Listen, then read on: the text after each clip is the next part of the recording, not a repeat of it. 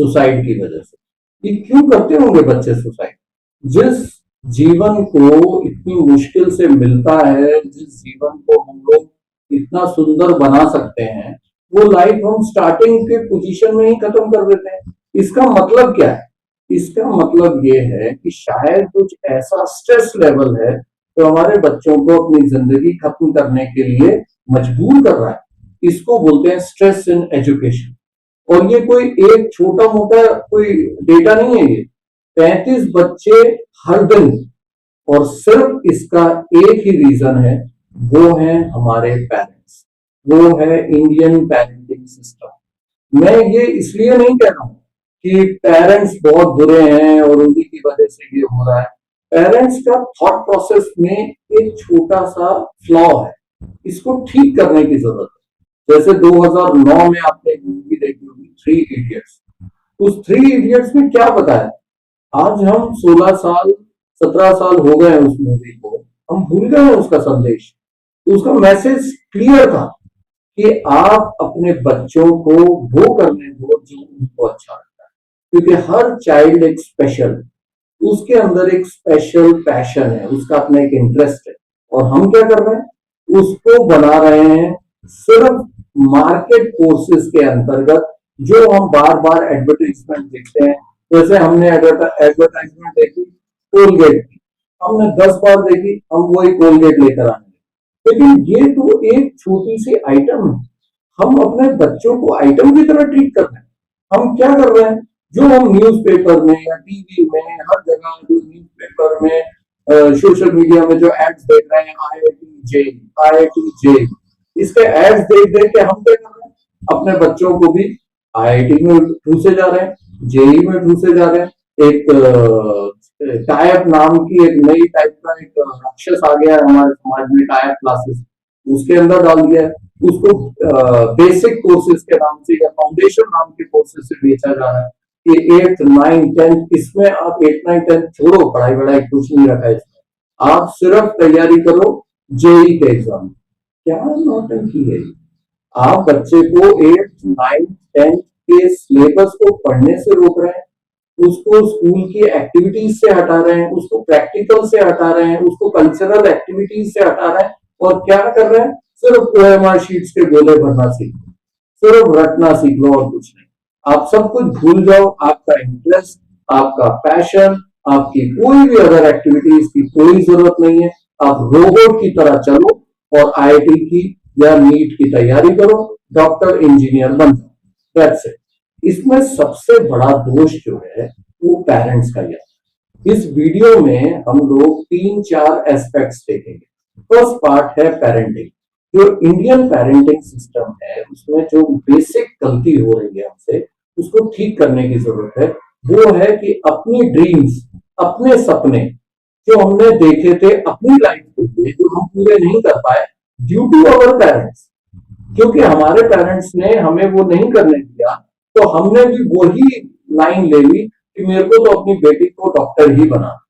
उसके पीछे पड़ गए, उसके दिमाग में एक ही चीज सुबह शाम दोपहर यही डाली जा रही है, बेटा तू पढ़ाई कर, तेरे को डॉक्टर बनना है, पढ़ाई कर, डॉक्टर बनना है। ये बहुत ही गलत सिस्टम है। अगर आपकी बेटी को बहुत ज्यादा पसंद है इकोनॉमिक्स, बहुत ज्यादा पसंद है कॉमर्स, अगर वो बिजनेस इंक्लाइंड है, उसको फाइनेंस चीजें समझ में आती है, उसको मनी मैटर समझ में आते हैं, और हम क्या कर रहे हैं? उसको सिर्फ डॉक्टर बनना है, डॉक्टर बनना है, डॉक्टर बनना है। अपने स्वप्नों की, अपने जो हमने अपने लिए सोचे थे जो सपने, उनके बोझ तले उनके सारे इंटरेस्ट, उनके सारे पैशन को हम खत्म कर देते हैं और उसके पीछे पड़े रहते हैं। तेरे को यही करना है, यही करना है, यही करना है। और ऊपर ऊपर से एक आध लाइन हम बोल देते, बेटा तू वही कर जो तेरे को पसंद। उसको करने तो दे नहीं रहे आप, उससे कभी पूछ तो रहे नहीं हो, बेटा तेरा इंटरेस्ट क्या है, कौन सा सब्जेक्ट तेरे को अच्छा लगता है, कौन सा ऐसा सब्जेक्ट है जिसमें तेरे को बिल्कुल मजा नहीं आता। हम वो चीज पूछेंगे नहीं तो वो बच्चा कभी आपको एक्सप्रेस करेगा, और करेगा नहीं तो फिर यही होगा कि अगर वो बाई चांस, क्योंकि हमें जिस चीज में इंटरेस्ट नहीं होता ना, तो हम उसमें मन मार के पढ़ते रहते हैं, पढ़ते रहते हैं, पढ़ते रहते हैं।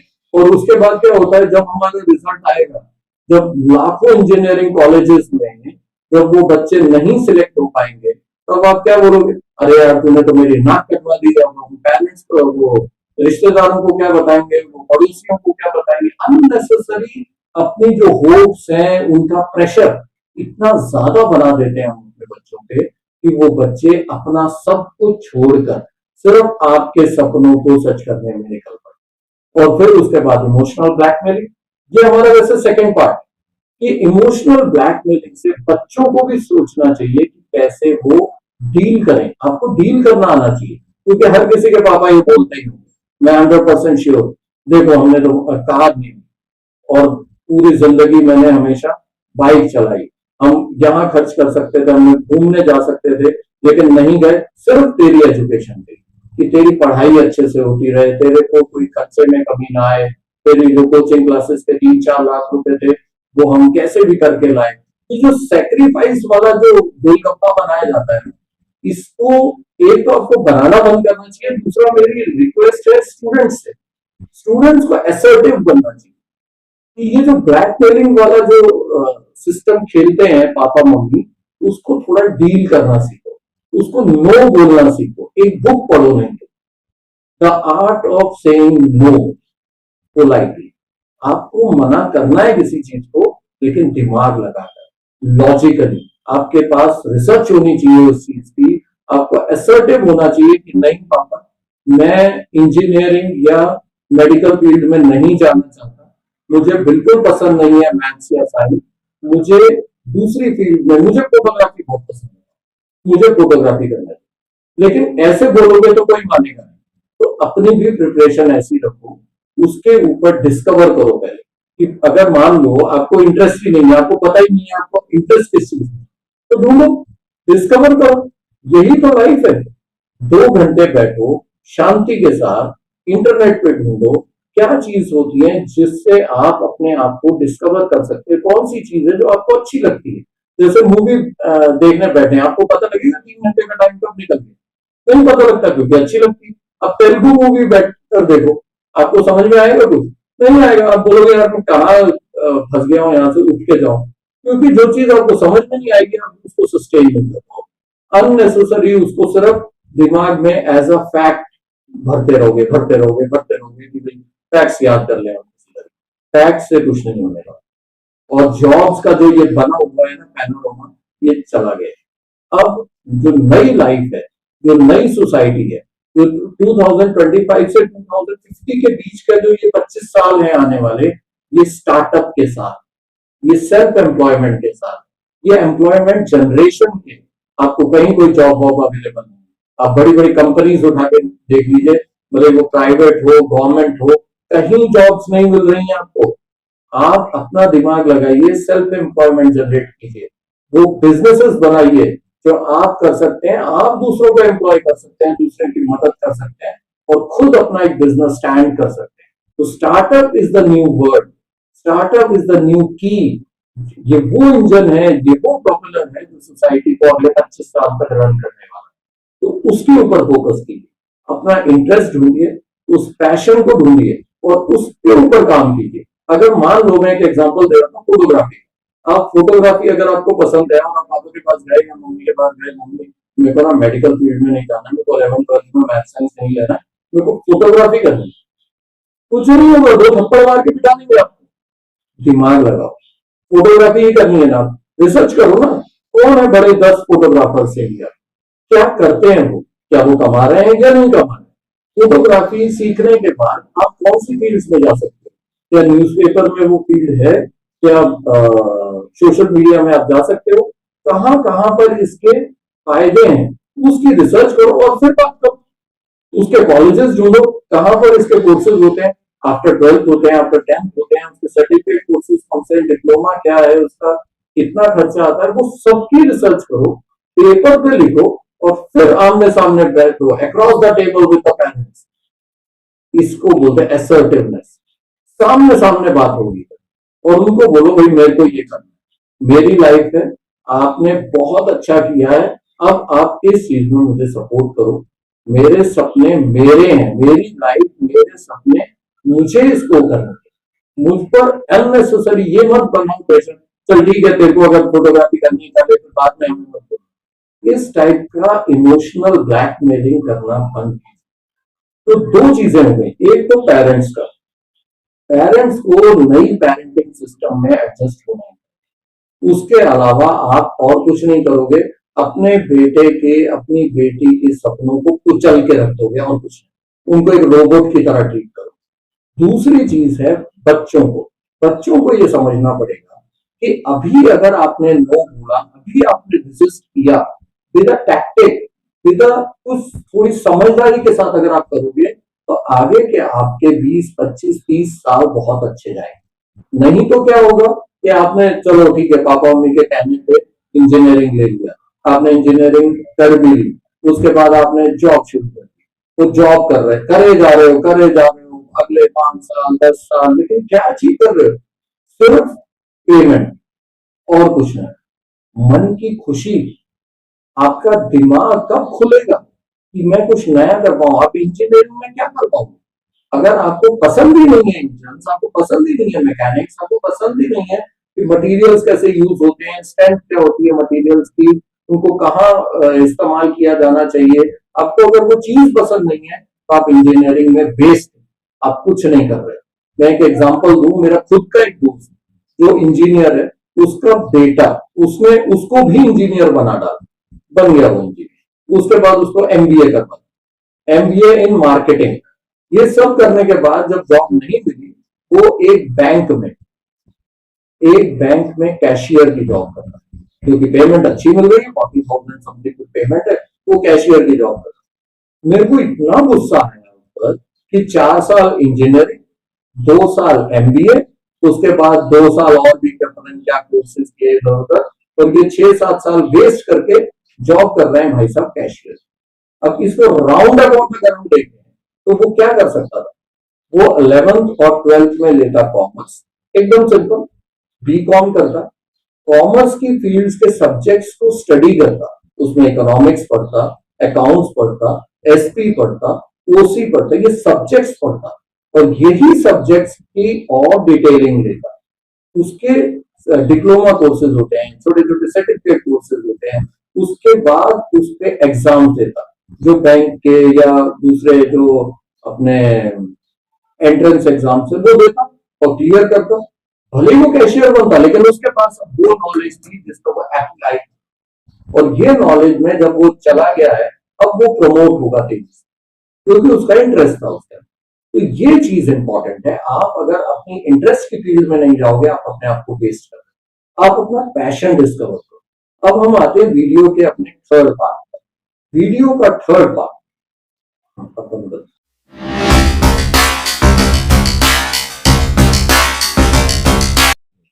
सिर्फ नवरत्न 9 करियर्स आपको बताए, एन नंबर ऑफ करियर्स है, आप खुद गूगल पर देखिए, क्योंकि आपको अपनी लाइफ बनानी है, आपको अपने पेरेंट्स को कन्विंस करना है, मेरे को नहीं करना है आपके पेरेंट्स को करना है। लेकिन अगर हम इस चीज को ढूंढ पाए कि आपके इंटरेस्ट और आपकी लाइफ, इसको अगर हम जोड़ दें तो बहुत बढ़िया कॉम्बिनेशन बन सकता है। तो ये जो हमारा पार्ट था वीडियो का, इसमें मेरा मेन मकसद यही था कि आपको कुछ नए करियर्स की तरफ एक्सपोजर दिया जाए। ऐसे बहुत सारे करियर्स हैं, हम आगे भी आने वाले टाइम में ऐसे वीडियोस और भी डालेंगे जिसमें और नए करियर्स हो सकते हैं जो आप डील कर सकते हो, जिनको परस्यू कर सकते हो। अब हम आते हैं अपने फोर्थ पार्ट पर। फोर्थ पार्ट जो है वीडियो का, वो एकदम सिंपल, उसमें एक हमने वो वाला पार्ट लिया है जो हर बच्चे को बहुत पसंद है, वो है स्पोर्ट्स, वो है खेल। अगर आप 7th 8th 9th 10th तक कोई एक गेम, मैं यहाँ पे फिक्स कर दूं क्योंकि मैं खुद कोचिंग क्लासेस चलाता हूँ, बच्चों से रेगुलर डील करता हूँ, और मैं पूछता हूँ कि कौन सी गेम तुम्हें अच्छी लगती है या कौन सी गेम तुम खेलते हो, तो बच्चों के आंसर होते हैं फुटबॉल, उसके बाद चेस, उसके बाद बास्केटबॉल, उसके बाद क्रिकेट। ये क्या सकता है?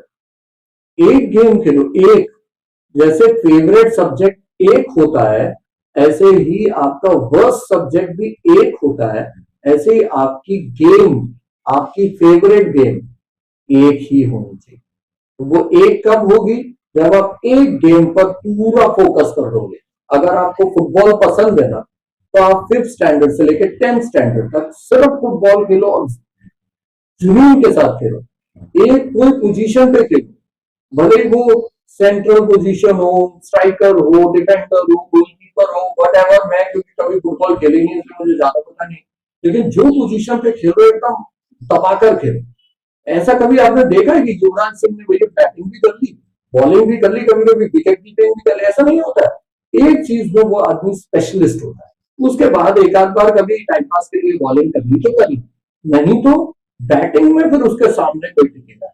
लेकिन एक ही चीज में स्पेशलाइजेशन होगी। ऐसा कभी नहीं आपने सुना होगा कि कोई एक ब्रेन का सर्जन है, लेकिन वो ब्रेन सर्जरी करते करते सोचे यार चलो मैं आंखों का भी इलाज करना शुरू करता हूँ, कि चलो यार बिल्डर्स बहुत पैसे कमाते हैं, चलो एक बिल्डिंग बनाते हैं। ऐसा नहीं होता है।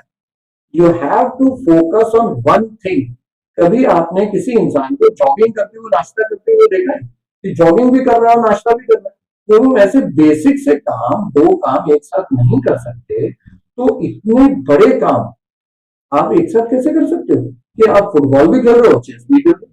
इंटरेस्ट हो सकता है आपको एज अ हॉबी आपने कर लिया हो तो ठीक है, लेकिन पैशन अगर है तो एक ही गेम में होना चाहिए। और स्पोर्ट्स मैंने टॉपिक इसलिए लिया सिर्फ क्योंकि जब भी कोई कॉमनवेल्थ गेम्स होते हैं, एशियन गेम्स होते हैं, ओलंपिक गेम्स होते हैं, तो सब टीवी के सामने बैठ के जो न्यूज में आ रहा होता है या गेम देख रहे होते हैं, हाँ अपने देश में यार क्या टैलेंट ही नहीं है यार, मेडल ही नहीं मिल रहा।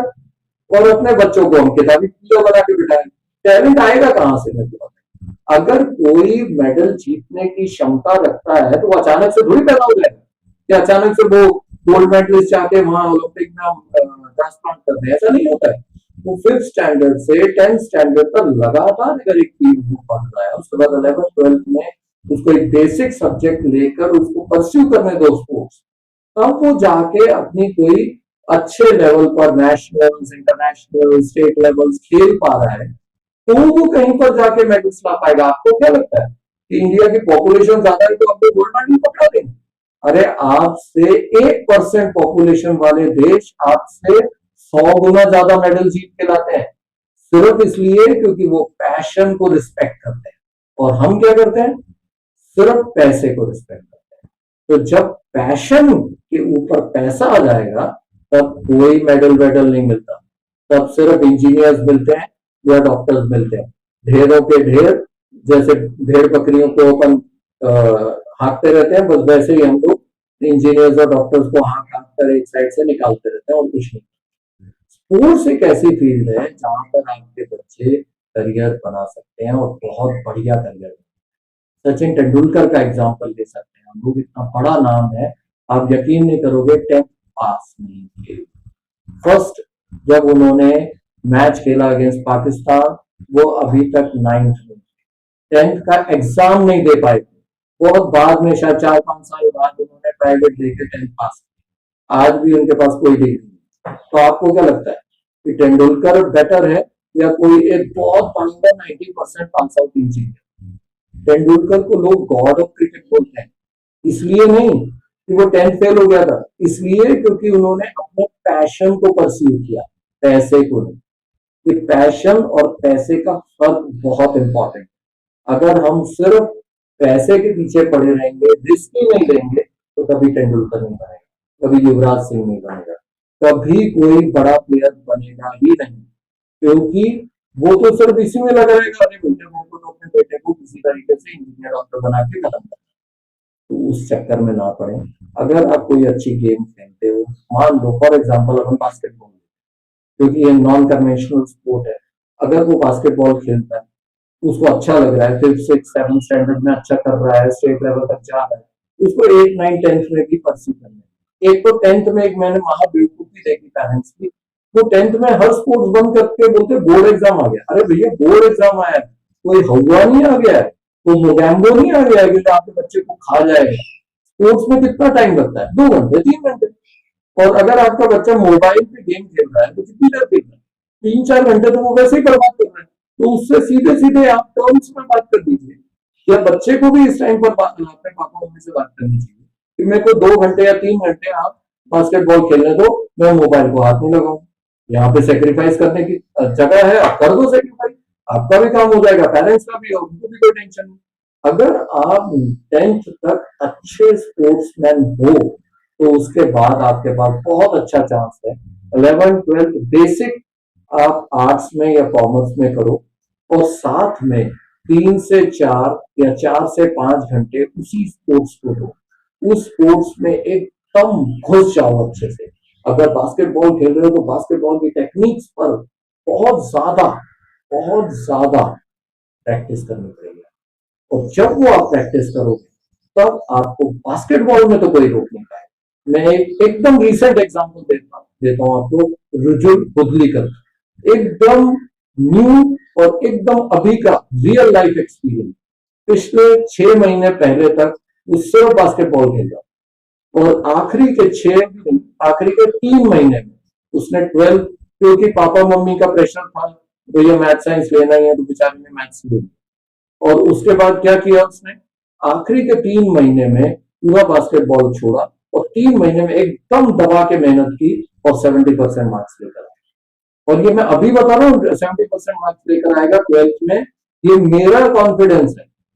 उसके कितने आएंगे वो अलग बात है, लेकिन फिक्स, क्योंकि 3 महीने उसने पूरी तरह गेम को साइड पे रखा और फुल फोकस करके फिजिक्स केमिस्ट्री मैथ्स 70% क्रॉस करेगा। अभी रिजल्ट आने वाला है 2 महीने बाद अच्छे फोकस। इसको कहते हैं पैशन के साथ काम। अगर आप किसी गेम को पसंद कर रहे हो तो घुस जाओ उसके अंदर और पूरी तरह से उसके ऊपर ही काम करो। ऐसा कभी नहीं हो पाएगा कि आप 10th में भी 90% लाओ और किसी गेम में भी स्टेट लेवल नेशनल, ये नहीं हो सकता। और स्पोर्ट्स में भी बहुत सारी चीजें, ये नहीं कि आपको मेडल जीत लिया तो आपका स्पोर्ट्स का करियर खत्म हो गया। स्पोर्ट्स मैनेजमेंट से रिलेटेड भी बहुत सारे कोर्स, कोच से रिलेटेड बहुत सारे कोर्स, आपको बहुत सारी एन नंबर ऑफ जॉब्स मिल सकती हैं। आप खुद का स्टार्टअप खोल सकते हो, जैसे आईपीएल है, why not there is an basketball premier league, हर शहर में हो सकती है। आप शहर के अंदर कई सारे इंस्टीट्यूट खोल सकते हो जहां बास्केटबॉल सिखाओ, या बास्केटबॉल के कोच बना के उनको मैनेज करो। बहुत सारी चीजें हैं, अगर आप पैशन फॉलो करोगे ना तो इतने रास्ते खुलते हैं कि आप सोच भी नहीं सकते, ये आपकी सोच के भी बाहर के। इसको हम बोलते हैं रेजोनेंस इफेक्ट। एक बार गूगल पे डाल के देखिए रेजोनेंस कैसे, तो आपको पता लगेगा। जब हमारा इंटरेस्ट, हमारा पैशन और हमारी नॉलेज एक ही जगह आ जाए उसको बोलते हैं रेजोनेंस, और फिर वो चीज हमें बहुत आगे तक लेकर जाती है। हमारा इंटरेस्ट भी उसमें बना रहता है और हम वो चीज अचीव करते हैं जो लोग सोच भी नहीं सकते। तो इन चीजों पर ध्यान देने की जरूरत है। ये 4th पार्ट इसलिए भी इंपॉर्टेंट है वीडियो का, क्योंकि स्पोर्ट्स को लेकर हमेशा से लोगों ने बोला है यार ये तो टाइम पास के लिए, पढ़ाई तो करनी ही पड़ेगी। मैं ये नहीं बोल रहा हूँ पढ़ाई नहीं करनी है, लेकिन पढ़ाई के साथ साथ आप स्पोर्ट्स को परस्यू कर सकते हो, क्योंकि 24 घंटे के अंदर मैक्सिमम 8 घंटे आप निकाल भी दो सोने के, तो भी आपके पास 16 घंटे हैं। उन 16 घंटे में से कोई भी इंसान 6 घंटे के ऊपर नहीं पढ़ सकता। आपके पास अभी भी 10 घंटे बचे, बाकी के सारे काम माइनस कर दो, 10 में से 5 घंटे भी बचे, आप 5 घंटे वो स्पोर्ट्स खेलोगे, आप कहां से कहां पहुंच जाओ। टाइम आपके पास एम्पल है, आप पढ़ाई के साथ साथ स्पोर्ट्स को परस्यू कर सकते हो। ये याद रखो, बहुत ही इंपॉर्टेंट है।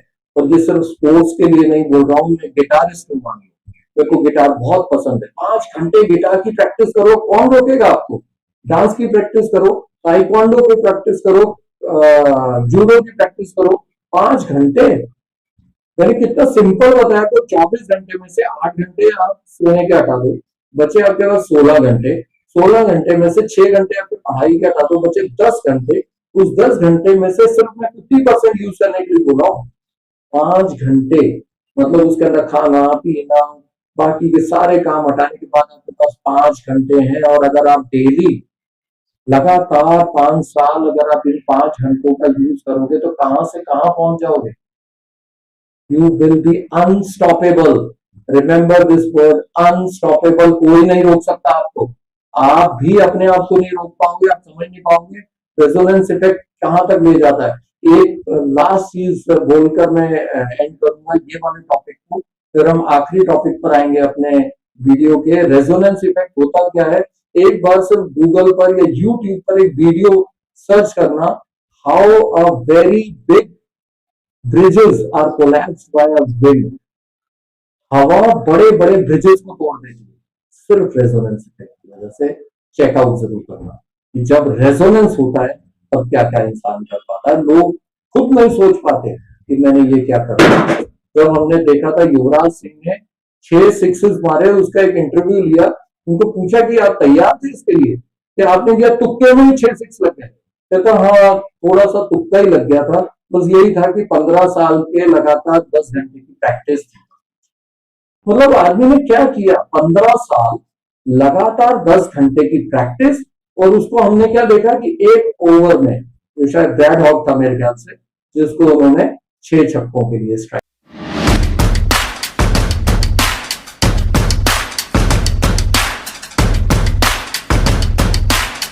नहीं पता होगा कि सोसाइटी में क्या चल रहा है, मार्केट में कौन सी चीज की स्कोप ज्यादा है, ये नहीं पता होता। ना तो पेरेंट्स को ही पता होता है, वो बस कहीं सुनी सुनाई बातें होती है उनकी कि हाँ यार वो फलाने के बेटे का भाई जो है ना वो आईटी इंजीनियर है, और ये आईटी में तो बहुत बूम है, जो भारी बूम है।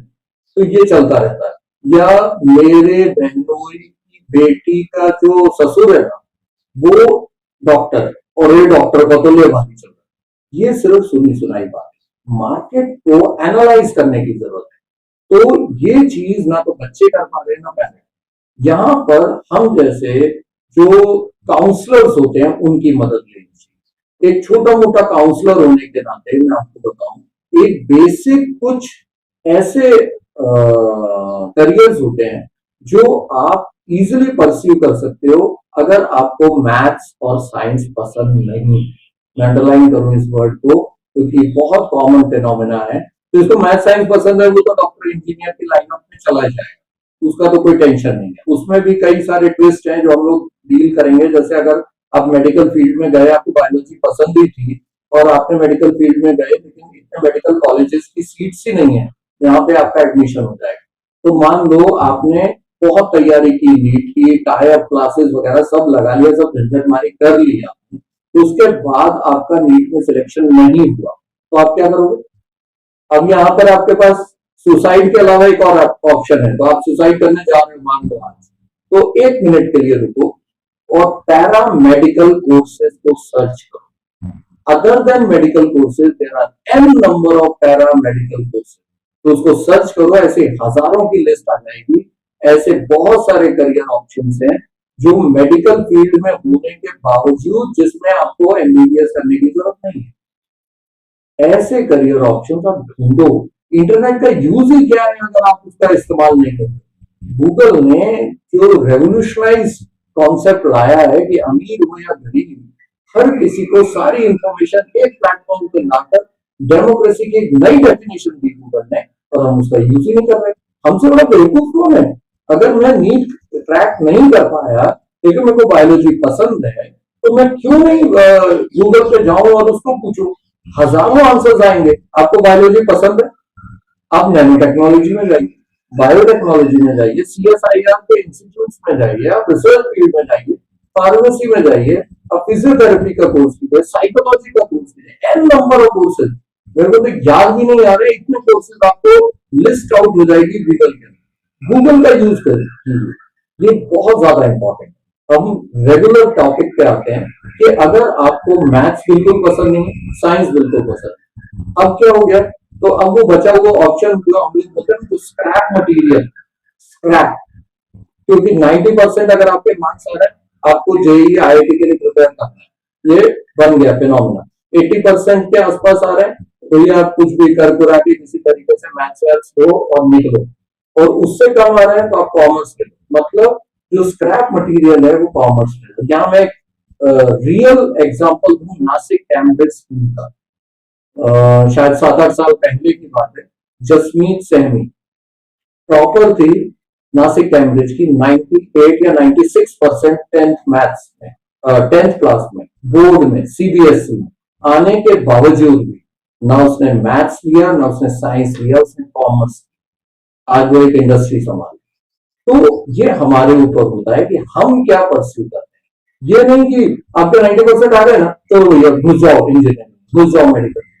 ऐसी बहुत सारी चीजें हैं जो नॉन मैथ्स और नॉन साइंस स्टूडेंट्स के लिए काम की है। तो आइए अपन इसको देखते हैं कि कौन से ऐसे करियर्स हो सकते हैं जो नॉन मैथ्स और नॉन साइंस के बच्चों के लिए फायदे। अब देखो पहला करियर आता है इसमें जर्नलिज्म का। जर्नलिज्म एक ऐसा करियर है जो हर कोई बच्चा जो भी थोड़ा भी एक्सट्रोवर्ट है वो इसको डील कर सकता है, इसको परस्यू कर सकता है। जर्नलिज्म के साथ आता है मास कम्युनिकेशन, क्योंकि अब जर्नलिज्म मतलब सिर्फ न्यूज रिपोर्टर नहीं हो गए, वो सिर्फ न्यूज़पेपर में प्रिंट वाले नहीं है। अब उसके अंदर सोशल मीडिया भी आ चुका है, उसके अंदर ट्विटर भी आ गया है, एक्स आ गया है, एन नंबर ऑफ चैनल्स आ गए जिसके अंदर आप काम कर सकते हो, जिसमें सिर्फ न्यूज आइटम ही नहीं, बहुत सारी चीजों का फ्लो होता है। सेकंड एक इंडस्ट्री है जो बहुत ग्रो कर रही है और नॉन मैथ्स और नॉन साइंस स्टूडेंट्स के लिए वरदान की तरह साबित हो सकती है और लोगों को, बच्चों को बहुत पसंद भी आएगी। इंडस्ट्री है टूरिज्म। टूरिज्म, ट्रैवल और हॉस्पिटैलिटी, ये मिलती जुलती इंडस्ट्रीज है। टूरिज्म में आप मदद कर सकते हो टूरिस्ट कंपनीज जो टूरिस्ट के पैकेजेस बनाती हैं, जो आपको बताती हैं कि आपको कहाँ जाना है, कहाँ रुकना है, कैसे करना है, सब मैनेज करके देती है। क्योंकि आजकल वैसा नहीं रह गया कि भाई मेरे को वैष्णो देवी जाना है, दैट्स इट। ऐसा नहीं होता है। लोग नई नई एरियाज में जाना पसंद करते हैं, लेकिन नई नई एरियाज में जाकर डिस्कवर करने से अच्छा है कि आपके पास एक बेसिक तैयारी हो कि कहाँ पर जाएं, किस चीज को वहां पर देखें, क्या परस्यू करें, क्या चीज वहां पर हमें बहुत पसंद आएगी, वहां पर किस चीज की शॉपिंग करें, कहाँ रहें, कितना खर्चा होगा, वगैरह वगैरह प्लानिंग में मदद करे। इसको बोलते हैं ट्रैवल मैनेजर। आपका ट्रैवल मैनेजर हो सकता है। जो बड़ी बड़ी कंपनीज हैं आज वो एम्प्लॉय कर रहे हैं, और उन जो टूरिस्ट मैनेजर्स या ट्रैवल जो पैकेजेस वाले होते हैं वो आमतौर पे कौन होते हैं, एक इंजीनियरिंग किया होता है, एमबीए किया होता है, उसको पकड़ा के और उसको जबरदस्ती चिपका देते हैं, करता रहता बेचारा, क्योंकि उसका कोई इंटरेस्ट होता नहीं है। लेकिन क्योंकि इंटरेस्ट हो या ना हो, भाड़ में जाओ, क्योंकि आपको तो पहले ही आपके पेरेंट्स ने रोबोट बना दिया, तो अब आपको जॉब तो करनी ही है, और जॉब करनी है तो आप कुछ भी कर लो। तो उससे अच्छा आप टूरिज्म इंडस्ट्री में जाओ, 11th 12th नॉन साइंस करो। मतलब आपको क्या करना है, कॉमर्स लेना है या आर्ट्स लेना है, और उसके बाद टूरिज्म से रिलेटेड, हॉस्पिटैलिटी से रिलेटेड, होटल मैनेजमेंट से रिलेटेड आपको कोर्सेज सर्च करने हैं, कॉलेजेस ढूंढने हैं, अच्छे कॉलेजेस ढूंढने हैं, उनकी तैयारी करनी है, इंटर्नशिप करनी है, और एक्स्ट्रा उसके अंदर नॉलेज गेन करके उसको परस्यू करना। तीसरा ऐसा हो सकता है, बैंकिंग का कितना बड़ा सेक्टर है, इंश्योरेंस का कितना बड़ा सेक्टर है, इन्वेस्टमेंट का कितना बड़ा सेक्टर है, म्यूचुअल फंड्स का सेक्टर है, इंश्योरेंस में मेडिक्लेम का, इतने बड़े सेक्टर, तो हम सिर्फ इंजीनियरिंग डॉक्टरिंग में लगे हुए हैं। इसमें आप बैंकिंग के सेक्टर में जा सकते हो। जाने के लिए आपको कोई बड़ी डिग्री नहीं चाहिए। आप 11th 12th कीजिए आर्ट्स से या कॉमर्स से, और उसके बाद बीए कीजिए, bachelor in arts economics, bachelor in arts commerce. In fields को आप परस्यू कर सकते हैं। उसके अलावा बहुत ही ज्यादा प्रोफेशनल फील्ड्स हैं। आपको बिजनेस करना है, आपको एक्सपोर्ट करना है, इंपोर्ट करना है, इंटरनेशनल लेवल पर जाना है, फाइनेंस कैसे मैनेज करने हैं, लॉजिस्टिक्स कैसे मैनेज करनी है, तो इसके लिए बहुत ही बढ़िया कोर्सेज हैं, जैसे BBS, bachelor in business study, BMS, bachelor in management study, BBA, bachelor in business administration. इतने अच्छे कोर्सेज होने के बावजूद भी अगर हम सिर्फ मेडिकल डॉक्टर बनेंगे तो हो गया हमारा काम। तो ये कोर्सेज परस्यू कीजिए, आप नए लेवल के एंटरप्रेन्योर बन सकते हैं, स्टार्टअप तैयार कर सकते हैं, अपनी कंपनी बना सकते हैं। आपके दिल में, आपके पैशन में कोई चीज है ऐसा स्पार्क, भाई मुझे इस चीज में काम करना है, आप क्यों नहीं कर सकते। बहुत इजी है ये चीजें, सिर्फ आपको नॉलेज गेन करनी है, उसके लिए सिलेक्टेड फील्ड में रिसर्च करनी है। उसके अलावा एक बहुत ही ग्रोइंग फील्ड है, मतलब ये लगभग बदनाम हो चुकी फील्ड है, वो है लॉयर, एलएलबी या एलएलएम। लेकिन अब इसके अंदर बहुत सारे प्रोफेशनल कोर्सेज आ गए, LLB plus BBA, LLB plus BCom, LLB plus BSc, इन सब का एक सैंडविच कोर्सेज आ गया। इन कोर्सेज के अंदर आपको पेटेंट से रिलेटेड, कॉर्पोरेट लॉज से related, business laws, international laws को कैसे डील करना है, पेटेंट या इंटेलेक्चुअल प्रॉपर्टी के अगर कोई केसेस है वो कैसे करना है। तो एलएलबी बहुत ही अच्छा कोर्स है। जिनको बिल्कुल पसंद नहीं है मैथ्स, जिनको बिल्कुल पसंद नहीं है बायोलॉजी, वो इन चीजों के अंदर जा सकते हैं। 11th-12th बेसिक कॉमर्स से करें और उसके बाद एलएलबी का कोर्स करें विद स्पेशलाइजेशन। हर चीज में स्पेशलाइजेशन बहुत जरूरी है। वो तो याद ही रखिए, आप अगर बेसिक डिग्री भले इंजीनियरिंग की करें, मेडिकल की करें, एलएलबी की करें, लेकिन अगर आप उसके अंदर एड ऑन नॉलेज नहीं डालेंगे, आप वेस्ट कर रहे हैं अपनी डिग्री, अपना जीवन वेस्ट कर रहे हैं। एक्स्ट्रा नॉलेज बहुत जरूरी है। अगर आप एलएलबी कर रहे हो विद इंटरनेशनल लॉ तो आपको एक एज मिलेगा। आप एलएलबी कर रहे हो विद बिजनेस एडमिनिस्ट्रेशन तो आपको बिजनेस की फील्ड्स के लॉ से रिलेटेड एक स्पेशलाइजेशन मिलेगा। आप बीबीए कर रहे हो कॉर्पोरेट सेक्टर से रिलेटेड तो कॉर्पोरेट की जितनी भी बड़ी बड़ी कंपनीज होती हैं, कॉर्पोरेट सेक्टर मतलब जो भी बड़ी प्राइवेट एमएनसीज होती हैं, जैसे कि महिंद्रा हो गई, वीडियोकॉन हो गई, या अडानी अंबानी की जो बड़ी बड़ी कंपनीज है, ये सब क्या है, कॉर्पोरेट्स है। इनको लॉयर्स की बहुत सख्त जरूरत होती है, वो भी वो लॉयर्स जो प्रोफेशनल, जो स्पेशलिस्ट हो, वहां पर आपके ये कोर्सेज काम आए। फिर एक बहुत ही इंपॉर्टेंट कोर्स है BFT, bachelor in foreign trade. अगर आपको ट्रेडिंग करना है, आपको फॉरेन कंट्रीज से कोई सामान लाना है, इंडिया में बेचना है, इंडिया से बाहर एक्सपोर्ट करना है, इंपोर्ट एक्सपोर्ट वगैरह करना है, तो आपको पता तो हो ये चीज।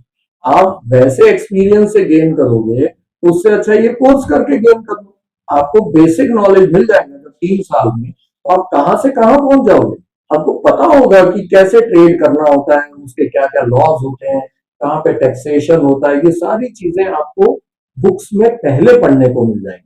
तब आप उसको अच्छे से मैनिपुलेट करके अपने बिजनेस को ग्रो कर सकते हैं। तो इसके अंदर कई सारी चीजें हैं। ग्लोबल एक्सपोजर मिलता है आपको, लॉज पता लगते हैं, लॉजिस्टिक पता लगती है, तो उसमें एन नंबर ऑफ एग्जाम्पल्स आपको पढ़ने को मिलेंगे 3 साल में। उन 3 सालों में आपको पता लगेगा कि लोगों ने बिजनेस कैसे खड़े किए स्क्रैच से, जीरो से हीरो बना कैसे एक इंसान।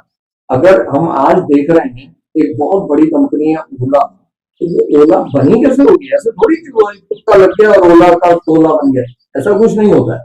ये बनाने के लिए बेसिक नॉलेज, बेसिक एक्सपीरियंस चाहिए होता है, और ये नॉलेज आपको मिलेगी डिग्री से, कॉलेज जाने से, बुक्स पढ़ने से। कोई भी नॉलेज आपको अचानक से कोई यूट्यूब का वीडियो देखकर नहीं मिलने वाली है।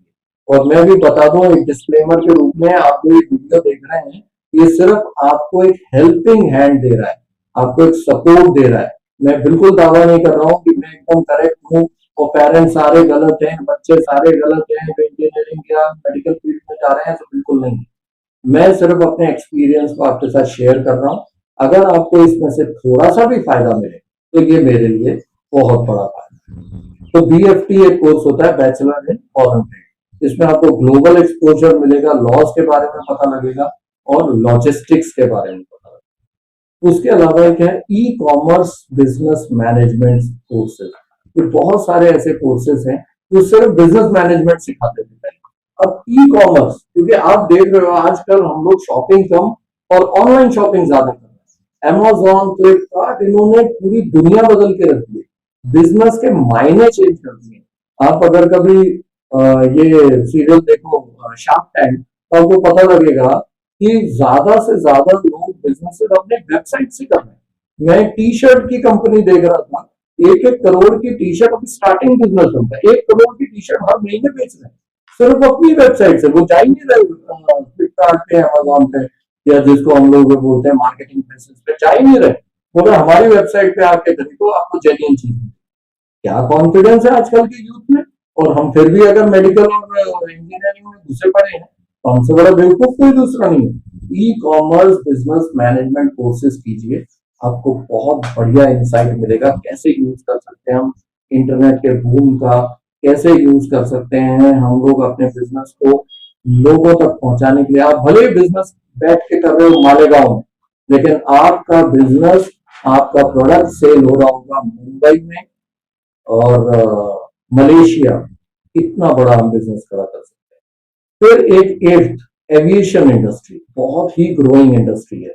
इसमें भी बीबीए और बीएससी करे हुए स्टूडेंट जा सकते हैं। एविएशन में n number of opportunities available है। एविएशन को भी अगर आपको लगता है कि एविएशन मेरा इंटरेस्ट हो सकता है, तो इसको जरूर चेकआउट करो और खुद से ढूंढो।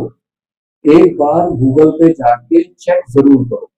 फिर एक जो ग्रोइंग बहुत ज्यादा तेजी से ग्रो कर रही है फील्ड, वो है रिटेल मैनेजमेंट या event management, front office management. ये बहुत ही स्पेशलाइज फील्ड है। इवेंट मैनेजमेंट मतलब आपने सुना होगा, वो मैरिजेस को डील किया जाता है, बड़े बड़े जो ये लगते हैं एग्जीबिशंस लगते हैं, उनको भी मैनेज करने का काम होता है।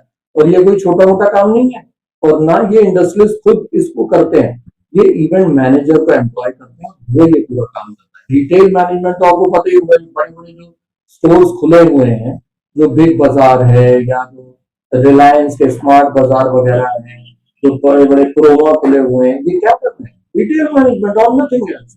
Zudio retail management, west side retail management. ये मैनेजमेंट अगर आप पहले से सीखते जाओगे, आप कितना आगे निकल जाओगे बाकी लोगों से। तो ये चीज करने की बहुत जरूरत है। उसके अलावा भी बहुत सारे कोर्सेज ऐसे हैं जिनको मैं छोटा छोटा पॉइंट्स लेके रैप अप करूंगा। मैं चाहता नहीं कि बड़ा वीडियो बना के आपको बोर कर लूं। न्यूट्रिशनिस्ट, कितनी ज्यादा जरूरत है न्यूट्रिशनिस्ट।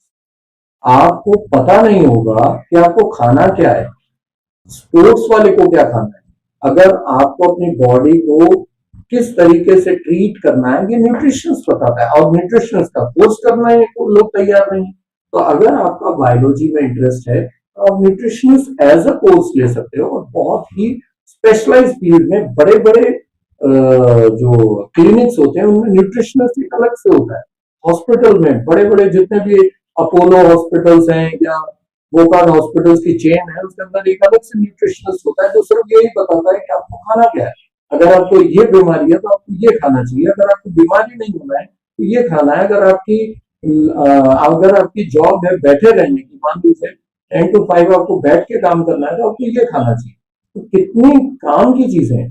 फिर एक बहुत ही अच्छा कोर्स है, अगर आपको साइकोलॉजी बहुत पसंद है और अगर आप इंट्रोवर्ट, आप ज्यादा लोगों से बात नहीं करते हो, तब आपको बहुत ज्यादा इंपॉर्टेंट है कि आप बनो काउंसलर।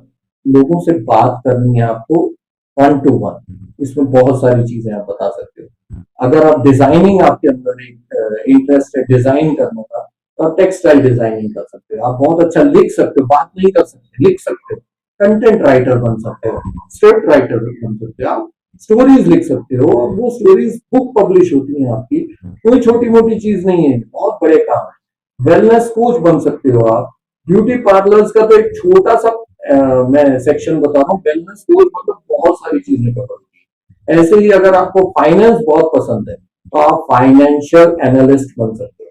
फाइनेंशियल एनालिस्ट का मतलब ये होता है कि हर कंपनी को उसके फाइनेंस को डील करना सिखाता है कि आपकी कंपनी की इस टाइम पर कैसी हेल्थ है, ये सिखाने का काम करता है फाइनेंशियल एनालिस्ट। बड़ी से बड़ी कंपनीज को इसकी जरूरत पड़ती है। अब हम आते हैं अपने फोर्थ और लास्ट सेक्शन।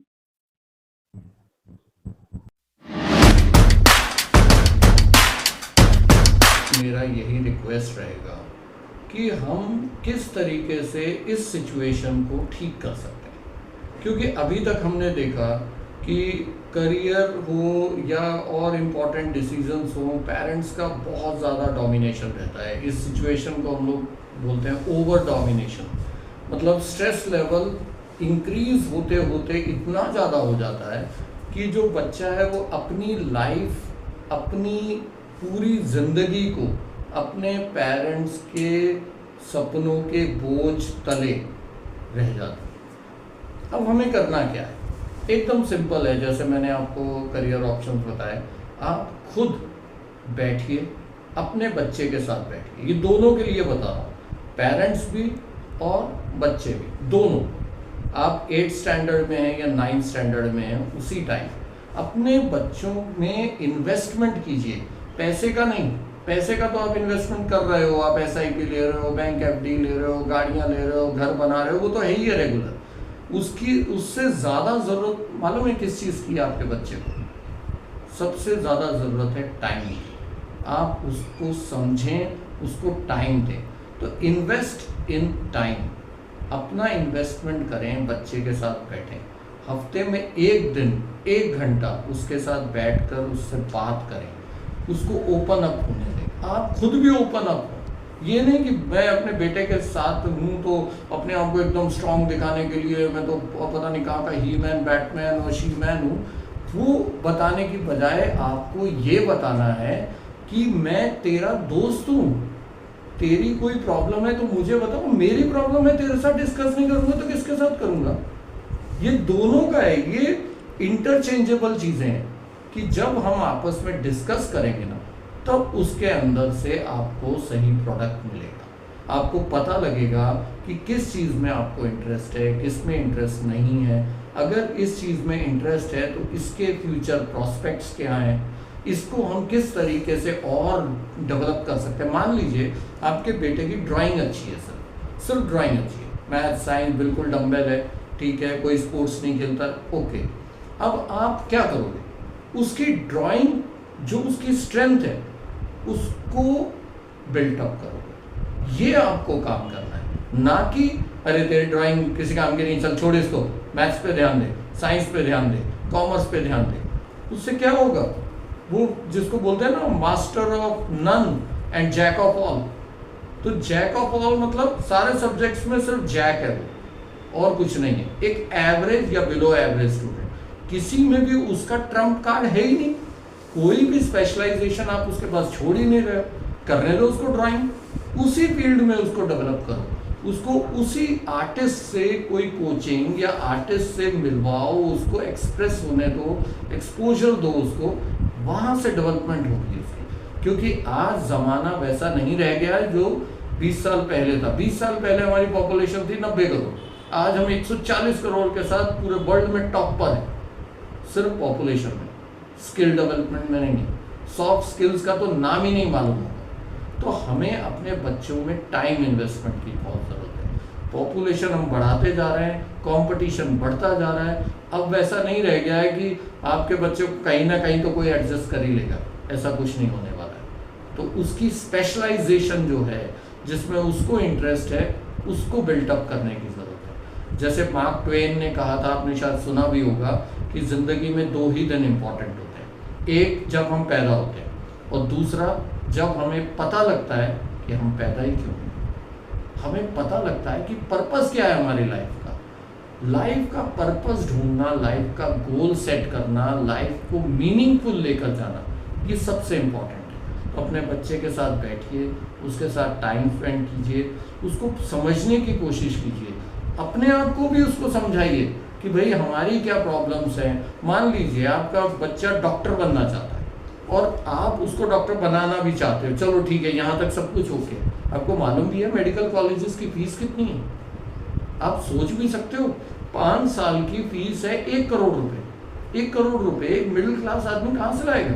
फिर कोई सेक्रीफाइस का गेम शुरू हो जाएगा। उससे अच्छा आप क्या कर सकते हो, आपके बच्चे को बायोलॉजी बहुत पसंद है, पैरामेडिकल कोर्सेज, दुनिया भर के कोर्सेज हैं, और इस चीज़ को प्रैक्टिकली सोचिए। ये नहीं कि मेरे बेटे का सपना है या मेरा सपना है या मेरे पिताजी का सपना है, वो मेरा पोता पूरा करेगा, मेरा बेटा पूरा करेगा। इन सब झंझट मारियों से बाहर निकलिए। अब आपको आगे की तरफ देखना है। आगे की तरफ देखना है मतलब अपने बच्चे के इंटरेस्ट को समझकर उसके हिसाब से करियर चूज करना। एक फॉर एग्जांपल लें अपन, जैसे आपका बच्चा इंट्रोवर्ट है या एक्सट्रोवर्ट है। अब ये इंट्रोवर्ट का मतलब क्या हुआ कि वो बच्चा ज़्यादा लोगों से बात कर पाता है या नहीं कर पाता, या एक्सट्रोवर्ट है मतलब हर किसी के साथ बात कर रहा है, बहुत नॉटी है, इधर भी ध्यान उधर भी ध्यान। ये 2 टाइप के नेचर होते हैं, हम इसी से करियर डिसाइड कर सकते हैं। अगर वो इंट्रोवर्ट है तो वो इवेंट मैनेजमेंट जिंदगी में नहीं कर पाएगा। अगर वो इंट्रोवर्ट है वो इंजीनियरिंग नहीं कर सकता। अगर वो इंट्रोवर्ट है वो डॉक्टर नहीं बन सकता, क्योंकि इस फील्ड में इंटरेक्शन बहुत लगता है। इंट्रोवर्ट इंसान क्या कर सकता है? मेरी एक स्टूडेंट है, बहुत ज़्यादा इंट्रोवर्ट लड़की है, किसी से बात नहीं करती, उसको क्या करियर ऑप्शन दिया जा सकता है? तो मैंने खुद देखा गूगल पे, तो देखा कि रिसर्च फील्ड में जा सकती है। अब देखो, अगर किसी को रिसर्च करनी है तो उसको किसी से बात नहीं करनी है, उसको फोकस रखना है। वो 4-4, 5-5 घंटे एक ही जगह पर उसको फोकस करना जरूरी है। और वो कौन करेगा? इंट्रोवर्ट इंसान। एक्सट्रोवर्ट कभी कर सकता है क्या? तो आपने अगर अपने बच्चे का नेचर समझ लिया कि अगर मेरा बेटा एक्सट्रोवर्ट है तो वो रिसर्च फील्ड में नहीं जाएगा, वो साइंटिफिक फील्ड में नहीं जाएगा, वो कहाँ जाएगा? इवेंट मैनेजमेंट में जाएगा, होटल मैनेजमेंट में जाएगा, पैरामेडिकल कोर्सेज करेगा, बिजनेस में जाएगा, फाइनेंशियल एनालिस्ट बनेगा, क्योंकि फाइनेंस के चीज़ों में बहुत ज़्यादा बात करनी है। वो ब्रांडिंग में जाएगा, मार्केटिंग में जाएगा, एन नंबर ऑफ फील्ड्स हैं ऐसी।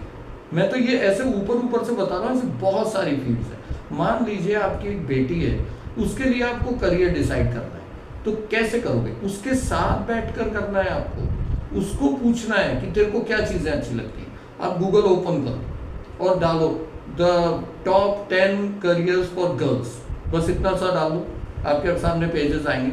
बेटी को बोलो चल तू स्क्रॉल कर, तू ढूंढ क्या करना है। टेक्सटाइल डिजाइनिंग करनी है तेरे को, फैशन डिजाइनिंग करनी है, इंटीरियर डिजाइनिंग करनी है। एक डिजाइन शब्द के ऊपर दुनिया भर की फील्ड्स है, स्पेशलाइज्ड फील्ड्स है। आपको स्पेशलाइजेशन पर ध्यान देना है।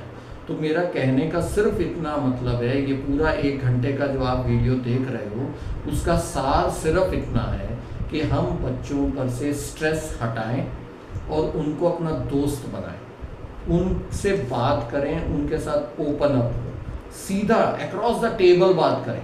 ये नहीं कि मैं बाप हूँ तो मैं वही जो मैं चाहूँगा वही बेटे को बनाऊंगा, जो मैं चाहूँगा वही बेटी को बनाऊंगा। ये नेचर से बाहर निकलिए। अब ये बॉसिंग का ज़माना चला गया है, तो वही होगा जैसा कि मैंने आपको स्टार्टिंग में बताया वीडियो के कि 35 बच्चे हर दिन भारत में आत्महत्या कर रहे हैं, और ये टॉप पर हैं हम लोग, पूरे वर्ल्ड में टॉप पर। एक पॉपुलेशन में, एक सुसाइड रेट में हम लोग टॉप पर हैं। कोटा का एग्जाम्पल अगर आपको नहीं मालूम, कोटा एक शहर है राजस्थान का, एक बार गूगल करके देखिए कोटा में क्या हाल है। कोटा एक हब बन चुका था IIT JEE नीट के कोचिंग क्लासेस का, आज पूरा खाली पड़ा है, क्योंकि उसकी जो बड़ी बड़ी बिल्डिंग्स थी वहीं से आत्महत्याएं हो रही थी। रोज एक आत्महत्या तो कोटा में हो रही थी, तो आज उधर लोग भेजते ही नहीं। लेकिन ऐसा नहीं है, वो कोटा वाले खत्म नहीं हो गए कोचिंग क्लासेस, वही कोटा की क्लासेस अब पूरे इंडिया में फैल गई, आपके सिटी में आ गई हैं। 3-3 लाख का पैकेज है, जिसको हम टायर क्लासेस बोलते हैं। ये टायर क्लासेस से अपने बच्चों को बचाओ, रहम करो अपने बच्चों पर। ये टायर क्लासेस करती क्या है, उनका बिल्कुल बेसिक सा पैटर्न है कि लाख लाख रुपए की एडवर्टाइजमेंट दो, फुल पेज न्यूज़पेपर में, सोशल मीडिया में, व्हाट्सएप पे कॉल कर करके आपको। ये लोग क्या करते हैं, मैं एकदम सिंपल इनका पूरा खोल देता हूँ इनका मार्केटिंग स्ट्रेटजी। स्कूल में किसी एक टीचर को पकड़ते हैं, उससे वहाँ के नंबर्स लेते हैं। वो नंबर्स लेने के बाद क्या करते हैं, हर बच्चे को कॉल करते हैं। 8th standard, 9th standard, 10th standard, तीनों स्टैंडर्ड्स के हर बच्चे को लगातार कॉल जाता है। आप देखोगे हफ्ते में एक कॉल पक्का आएगा, नहीं तो एक क्लास का, दूसरी क्लास का, तीसरी क्लास का।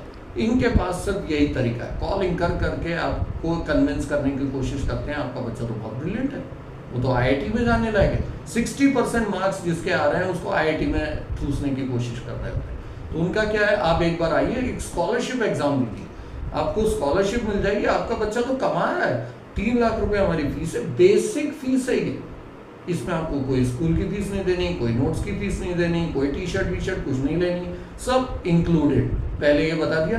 अब वो बोलते हैं आप स्कॉलरशिप का एग्जाम दीजिए, वो एग्जाम देने के बाद आपको स्कॉलरशिप मिल जाएगी।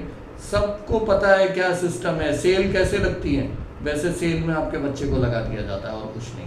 3 लाख में से 25% आपको रिडक्शन मिल गया, चलो 2 लाख हो गई आपकी फीस, चलो बच्चे को एंटर कर दो। अब आपके बच्चे को ना तो स्कूल जाना है, ना स्कूल की एक्टिविटीज़ में जाना है, ना गेम्स में जाना है, ना कोई कल्चरल एक्टिविटीज़, ना एनुअल फंक्शन, कुछ नहीं। सबसे डिटैच कर दिया और एक डब्बे से कमरे के अंदर डाल दिया। और सभी जो भी व्यूअर्स हैं इस टाइम वीडियो देख रहे हैं, गवर्नमेंट ऑफ इंडिया ने एक बहुत ही अच्छा GR निकाला है, और GR निकाले हुए 1 साल हो गया।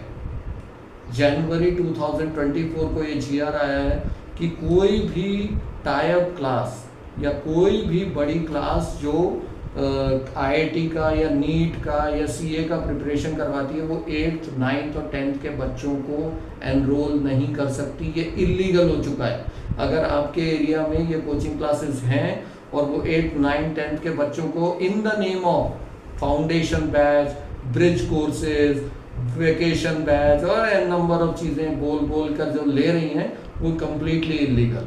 अगर ऐसी कोई भी क्लास है तो आप प्लीज़ इन्फॉर्म कीजिए, मुझे भी इन्फॉर्म कर सकते हैं, नहीं तो आपके डिस्ट्रिक्ट कलेक्टर को इन्फॉर्म कीजिए। और ये मत बोलिएगा डिस्ट्रिक्ट कलेक्टर हमारी बात कहाँ सुनेगा, गूगल पे डालिए डिस्ट्रिक्ट कलेक्टर ऑफ जो भी आपका सिटी है, नंबर आएगा, कॉल कीजिए डायरेक्ट। वो डिस्ट्रिक्ट कलेक्टर ज़रूर है लेकिन आपका नौकर है, उसको काम करना पड़ेगा, उसको जीआर को इम्प्लीमेंट करना पड़ेगा। तो ये जो कोचिंग क्लासेस हैं ये सिर्फ एक फाइनेंस का सिस्टम क्रिएट कर रही हैं और कुछ नहीं है। इनकी मार्केटिंग स्ट्रेटजी को समझिए, उसको तोड़िए, अपने बच्चे को वो बनने दीजिए जो वो बनना चाहता है, जिसमें उसका इंटरेस्ट है। उसके नेचर को समझिए, वो इंट्रोवर्ट है या एक्सट्रोवर्ट है, वो अच्छे से बात कर सकता है या अच्छी मैथ सॉल्व कर सकता है, उसका एनालिटिकल स्किल अच्छा है या उसकी इंग्लिश अच्छी है। अगर मान लीजिए उसकी इंग्लिश अच्छी है तो उसको आपको कहाँ लेकर जाना है, इंग्लिश अच्छी है तो उसको मास कम्युनिकेशन में लेकर जाइए, उसको जर्नलिज्म में लेकर जाइए, इवेंट मैनेजमेंट में लेकर जाइए, ना कि उसको आपने डाल दिया टेक्सटाइल डिज़ाइनिंग में या उसको आपने डाल दिया इंजीनियरिंग में, उसमें ज़रूरत नहीं है उसकी। तो थोड़ा सा दिमाग लगाइए। अगर कोई बच्चा नहीं मैथ साइंस कर पा रहा तो उसको बीकॉम करवाइए, कितना सिंपल है और बहुत ही अच्छी चीज़ है ये बीकॉम। आपको लगता होगा बीकॉम मतलब बेकाम, ऐसा कुछ नहीं है। बीकॉम के लोग, हमारे जो फाइनेंस मिनिस्टर थे बाद में 2 टाइम्स प्राइम मिनिस्टर, वो बेसिक बीकॉम थे और उसके बाद उन्होंने इकोनॉमिक्स में पीएचडी की और दुनिया भर की पीएचडी करी। तो ऐसा कुछ नहीं है। आपकी नॉलेज कब काम आएगी, जब वो इम्प्लीमेंट होगी, जब वो अप्लाई होगी। बिना एप्लीकेशन के आपकी नॉलेज का कोई यूज़ नहीं है। एक लास्ट टॉपिक लेकर अपन ये ख़त्म करेंगे वीडियो, सॉफ्ट स्किल्स। एक बार इसके ऊपर भी ध्यान दीजिए। अगर आपका बच्चा 8, 9, 10th में है तो यही हाई टाइम है एकदम, सॉफ्ट स्किल्स होता क्या है इसके बारे में पता कीजिए। देखिए सॉफ्ट स्किल्स कैसे डेवलप होते हैं। सॉफ्ट स्किल्स का मतलब बेसिक बताऊं तो वो चीज़ों के बारे में पता करना जो रियल लाइफ में इंटरेक्शन में आपके काम आते हैं, जैसे कि आपकी हैंड राइटिंग, जैसा कि आपका बोलना, पब्लिक में आप कैसे बोल पाते हो, स्टेज फियर तो नहीं है आपको, आप हर किसी से बात कर भी पाते हो या नहीं, इसको बोलते हैं सॉफ्ट स्किल्स। आपकी इंग्लिश, आपकी बेसिक मराठी या बेसिक हिंदी कितनी अच्छी है, आप किसी से बात करते टाइम आई कांटेक्ट बना पा रहे हो या नहीं बना पा रहे हो, आपको बेसिक मैथ्स आता है या नहीं, बेसिक कंप्यूटर आता है, ये छोटी छोटी चीज़ों को सॉफ्ट स्किल बोलते हैं और कुछ नहीं। अगर आप ठीक से बोल पा रहे हो ना, अपने आप को एक्सप्रेस कर रहे हो, तो उससे ज़्यादा इंग्लिश की ज़रूरत ही नहीं है। आपको लगता हो कि जिसको बहुत अच्छी इंग्लिश आती है वो तो एकदम टॉप ऑफ द वर्ल्ड होगा, तो ऐसा कुछ नहीं है। हमारे देश में उन लोगों को नोबेल प्राइज़ मिला है जिनको इंग्लिश आती ही नहीं थी। रविंद्रनाथ टैगोर, उनको नोबेल प्राइज़ मिला है उनकी लोकल भाषा में, मदर टंग में गीतांजलि लिखने के लिए। तो ऐसा कुछ नहीं है जिन्होंने आपको बहुत अच्छी इंग्लिश आती है तो आप टॉप ऑफ द वर्ल्ड है, ऐसा कुछ नहीं है। आप अपनी लैंग्वेज पर आपका कमांड होना चाहिए। इंग्लिश ज़रूरी ज़रूर है, आपको ये नहीं कि इंग्लिश पढ़नी ही नहीं है, पढ़नी है आपको, लेकिन इसका मतलब ये नहीं कि सिर्फ इंग्लिश ही पढ़नी है और सिर्फ इंग्लिश आती है वही अच्छा होगा, ऐसा कुछ नहीं। तो बेसिकली आपको सॉफ्ट स्किल्स पर ध्यान देना है, स्ट्रेस मैनेज करना है। अपने बच्चे को स्ट्रेसफुल लाइफ नहीं देनी है, उसको लाइफ देनी है जो वो इंजॉय कर पाए, जिसमें उसको इंटरेस्ट हो। जैसे आपको अगर मैं तेलुगु मूवी देखने के लिए बिठा दूँ तो आपको पसंद नहीं आएगी, वैसे ही आपको समझ नहीं आएगी, सर दुखेगा आपका। सेम वैसे ही अगर आप बच्चे को बोलोगे जिसको मैथ्स नहीं आ रही है, उसको आप ज़बरदस्ती अगर इंजीनियरिंग में ठूस दोगे, वो बेचारा कैसे भी कर कुरा के कॉपी डॉपी करके ये वो बैक लग लुगा के फेल हो के पास भी हो गया, तो वो इंजीनियरिंग की डिग्री कहीं काम नहीं आने वाली। आप डेटा उठा के देखिए, 80% इंजीनियर्स आर अनएम्प्लॉयबल। पास ज़रूर हो जाते हैं, डिग्री ज़रूर मिल जाती है, लेकिन जैसे ही वो इंडस्ट्री में जाते हैं उनको कुछ समझ नहीं आ रहा होता। एक तो हमारा सिलेबस बहुत आउटडेटेड होता है, दूसरा क्योंकि मेरे को इंटरेस्ट नहीं था इसलिए मैंने सिर्फ सरफेस नॉलेज ली, सिर्फ ऊपर ऊपर से जितने मार्क्स चाहिए थे बस उसी हिसाब से पास हुआ। क्योंकि इंजीनियरिंग, मेडिकल या कोई भी एग्जाम पास करना कोई ज़्यादा मुश्किल काम नहीं है। अब पिछले 10 साल के पेपर्स उठाओ, एक ही पैटर्न के क्वेश्चन पेपर्स होते हैं, एक ही पैटर्न के एग्जाम्स के क्वेश्चंस होते हैं, आप उतना रट रुटा के पास हो जाओगे, लेकिन ऐसे पास होके फायदा क्या है? आज की लाइफ है स्पेशलाइजेशन। तो पहला पॉइंट है स्ट्रेस मैनेज करना है, आपको स्ट्रेस बस्ट कर देना है, अपने बच्चे को स्ट्रेस से बिल्कुल बाहर कर देना है। दूसरा, हमने जो बहुत इंपॉर्टेंट चीज़ देखी थी कि बच्चों के लिए, कि बच्चों को ज़्यादा भी वो श्रवण कुमार या आज्ञाकारी पिता पुत्र वगैरह वो चक्कर से बाहर निकलना है, अपनी चॉइसेस को असर्ट करना है कि मुझे ये चाहिए, मुझे ये करना है, बट विद रिसर्च। आपकी रिसर्च होनी चाहिए। अगर मैं बोल रहा हूँ अपने पापा को कि मुझे जर्नलिज्म में जाना है, तो मेरी रिसर्च होनी चाहिए कि कौन है बेस्ट जर्नलिस्ट, कौन से मुझे कोर्सेज करने पड़ेंगे, और क्या मेरे अंदर टैलेंट है जिसकी वजह से मैं ये बात कर रहा हूँ, उसको बैकअप चाहिए, वो बहुत ज़रूरी है। क्योंकि विदाउट बैकअप कुछ नहीं होने वाला, और विदाउट नॉलेज तो कुछ होता नहीं। मैं आमतौर पे कहता हूँ कि ज्ञान ही दिलाता है सम्मान, बाकी सब शून्य। क्योंकि हमारा इंटरेक्शन बहुत रहता है कलेक्टर से, कमिश्नर से, आप जाके देखो शक्ल से एकदम लोमड़ी जैसे दिखते हैं, लेकिन सिर्फ नॉलेज है तो आज वो उस पोजीशन पर है। एक डिस्ट्रिक्ट कलेक्टर अपने आसपास का पूरा डिस्ट्रिक्ट का हेड है, सिर्फ नॉलेज की वजह से। अगर आपके पास नॉलेज है तो आपको कोई रोक नहीं सकता। और अगर पेरेंट्स ने थोड़ा सा भी दिमाग लगाया ना, तो उनके बच्चे स्टार्स बनेंगे, स्टार्स, ना कि सिर्फ एक रेस में दौड़ते हुए, वो रेस जिसका कोई एंड नहीं, कि पहले मेरा बेटा इंजीनियर बन जाए, फिर वो एमटेक कर ले, फिर वो एमबीए कर ले, फिर अच्छी सी जॉब ले ले, कॉर्पोरेट में जॉब करता रहे, वो 10-10 घंटे काम कर रहा है और काम कुछ हो नहीं रहा है। तो इस टाइप की रैट रेस से बाहर निकलिए, अपने बच्चों के अंदर सॉफ्ट स्किल्स जनरेट कीजिए, यही मौका है कुछ करने का। अगर आपने ये पूरा वीडियो देखकर भी अगर कुछ नहीं सीखा है, तो ये पूरी तरह से आप अपने आप को बेवकूफ़ बना रहे हैं। क्योंकि 2009 में जो मूवी आई थी 3 idiots, I am the 4th idiot of that movie. तो 4th इडियट की इतनी सी इल्तिजा है, अपने बच्चों पर रहम कर। यही एक बहुत इम्पॉर्टेंट मैसेज है जो मैं आपको पहुंचाना चाहता हूं। क्योंकि अगर हमने अपने बच्चों को अपनी लाइफ नहीं जीने दी और उन पे अपने सपनों का ही